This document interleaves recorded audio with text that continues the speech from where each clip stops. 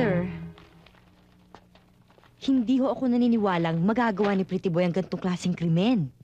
Siya nga naman, sir. Paano niyong masasabing hindi kasangkot si Pretty Boy dyan? Samantalang sa lahat ng pahayagan ay nakalagay na siya lamang ang huling kasama ng mga batang yan bago sila nawala. Sir, baka nakakalimutan yung matagal na naming sinusubaybayan si Pretty Boy. Kaya we know him well. Oo nga naman, sir. Kahit ganun si Pretty Boy, labag sa kalooban niya tsaka ang kidnapping. Kaya't siguradong-sigurado akong walang kinalaman dyan si Pretty Boy. Kung kayo'y makikialam, baka lalong mapahamak yung aking mga apo. Don Enrique, paano ho namin masusolve ang kidnapping? Kung kayo na ho mismo mga biktima, ayaw makipag-cooperate sa batas. Don Enrique, kailangan namin ng inyong pakikisa. Makipagtulungan naman ho kayo sa amin. Kaya nga ho, Don Enrique, huwag na kayong mag-alala dahil lahat gagawin namin para maibalik ang mga apo niyo sa inyo.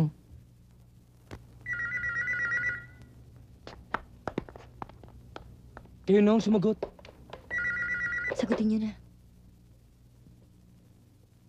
Don Enrique de la Rama, Oo, ako nga. bago ang lahat, gusto kong makasiguro sa pag-uusap natin na walang ibang makakaalam na nasa amin ang mga apo mo. Wala nakakalam dito.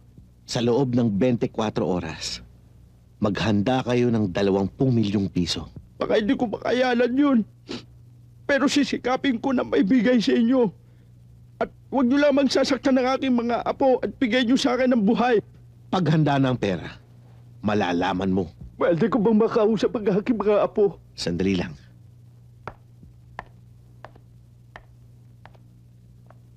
Oh, lolo nyo.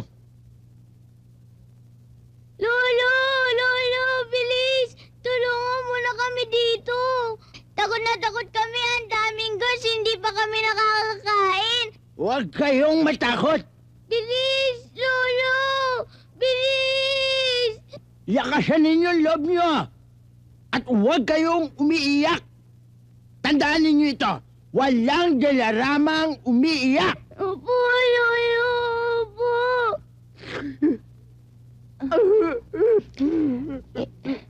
Huwag na ho kayo umiyak, Don Enrique.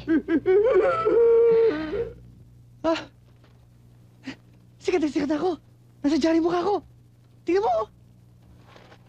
Aba, oo nga, no? Sikat ka na nga. Sa mga pulis. Nasa panganib ang buhay mo. Oh, basahin mo. Ano to? Andrew E., binasin ni Ana Roses? Alam na namin yan eh. Hindi yan. Itong basahin mo.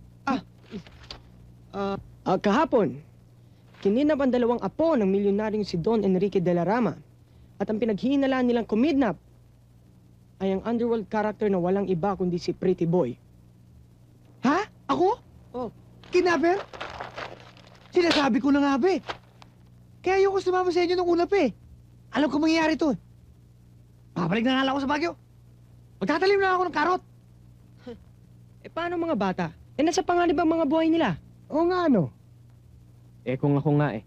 Sandali ko palang nakasama yung mga bata. Pero kahit papano, napamahal na rin sila sa akin. Ewan ko sa'yo.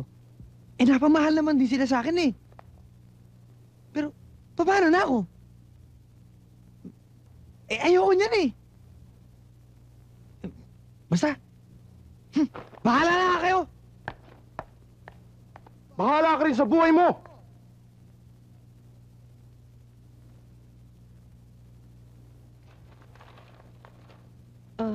Sa palagay ninyo, sino kayang kumidnap sa mga batang yun? Walang ibang gagawa nito kundi si Michael. Michael? Oo, matagal na niyang binabalak ang kidnapping. At alam ko rin kung saan niya tinatago mga bata. Kung gusto niyo, sasamahan ko kayo ron. Oo. Mga Jo, alam niyo ba kung paano nangyari to? Pasensya ka na, Pretty Boy. Yung mga kasamahan mong nagdala sa iyo rito, ang gumawa ng paraan para mapalit si Cute kay Pretty Boy.